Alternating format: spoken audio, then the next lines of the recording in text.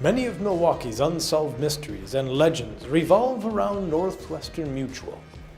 Today we will explore the mysteries of Lake Emily, the subterranean alcove, Little Egypt, but perhaps there's none so baffling as the East Building, or as we all know it, the EOB.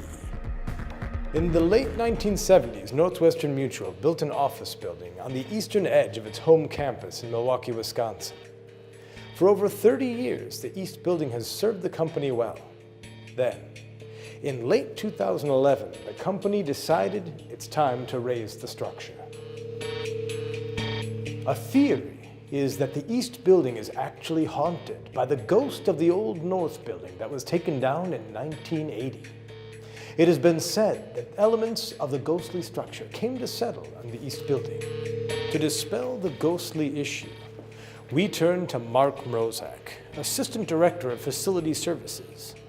Perhaps he can provide the facts and answers to the questions why the East Building is coming down and what really happened to the original North Building. Mark, tell us about the EOB. There's really nothing that mysterious to share.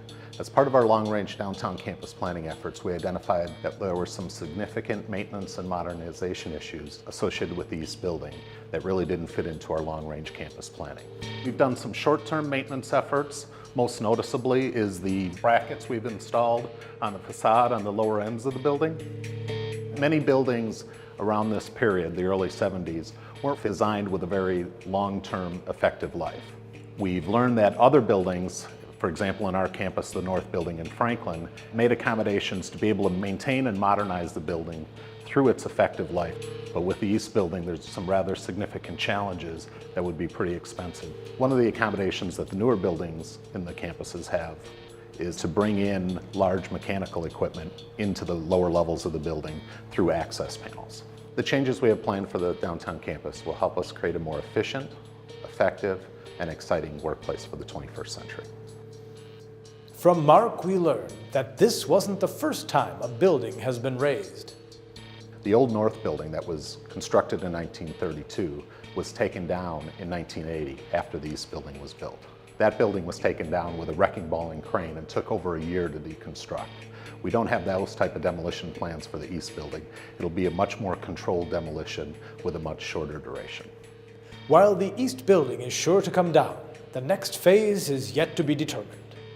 Currently, the Campus Connection Steering Committee is evaluating our long-term plans, and those options include determining when we will build, where we will build, and how big we will build. The options include building our growth downtown, building all our growth in Franklin, or building in a combination at both campuses. We descend these steps to Little Egypt. In front of a seemingly ordinary wall masking the unknown, we will go beyond this brick and mortar to reveal the truth beyond. Some say here is where the first policy is buried. Little Egypt was basically an exterior courtyard that connected the South Building and the old North Building.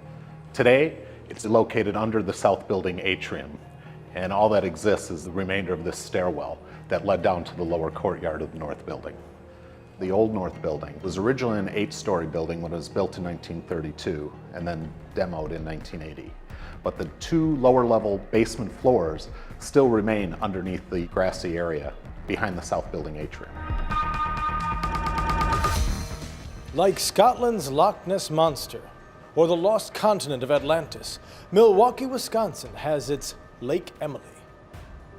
We are going below the basement floor to what is called the sub-basement. All that really remains of Lake Emily is located underneath the floor here. A unique feature of the South and Old North buildings is the fact that they're constructed on wooden pilings versus steel pilings or concrete pilings that most newer buildings are constructed of today. What the technician is doing is using that tool to detect the level of the water that's covering the pilings that support the North Building, and same type of pilings support the South Building. The importance of maintaining the proper water levels to ensure those pilings are submerged is that if they are exposed to the air, they will start to deteriorate. As long as we can confirm that they are submerged, they should continue to stay in good condition, which will ensure the structural integrity of both buildings. We have resolved many mysteries today, but stay tuned for further updates on our buildings and long-term campus plans.